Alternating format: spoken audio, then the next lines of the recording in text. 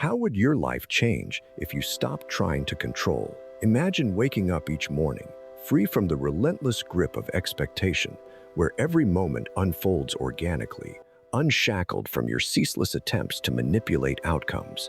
And again, picture the weight lifting off your shoulders as you embrace uncertainty, yet feel a nagging voice whispering doubts in your ear, urging you to cling tighter.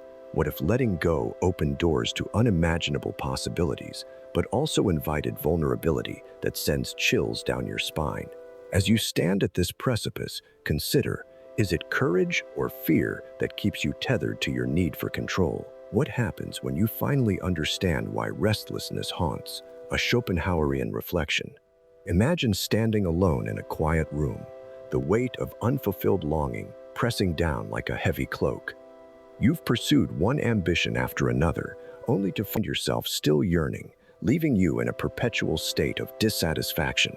Here's what's curious. Restlessness is not merely the absence of contentment, but the shadow cast by desire itself. Can you face this insatiable hunger, or will you continue to chase fleeting moments of relief? This feeling of constant unrest, Schopenhauer believed, is rooted in the very nature of desire. He famously wrote, "Man can do what he wills, but he cannot will what he wills."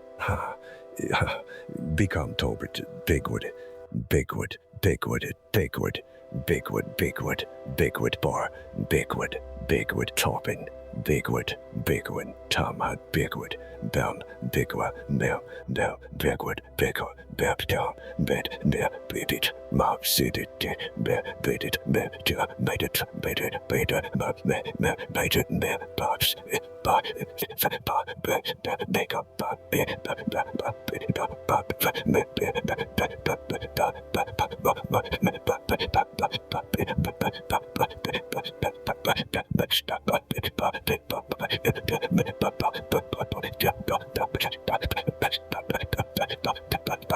It's a stark reminder of our inherent lack of control over the depths of our desires.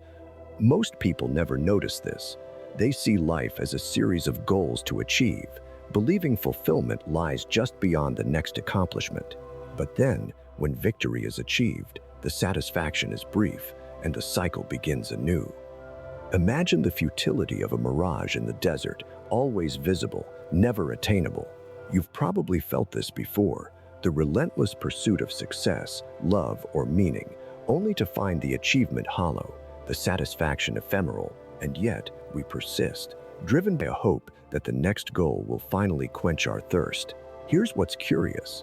What if restlessness is not a flaw to be fixed, but a fundamental aspect of the human condition to be understood?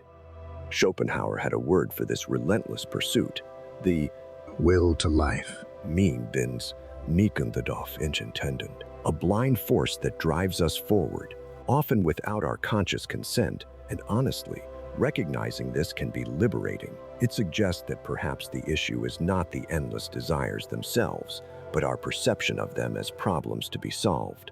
Consider this. What if instead of chasing fulfillment, we embraced the journey itself, finding meaning in the act of striving rather than the elusive end? Most people never contemplate this perspective, content to remain on the treadmill of desire.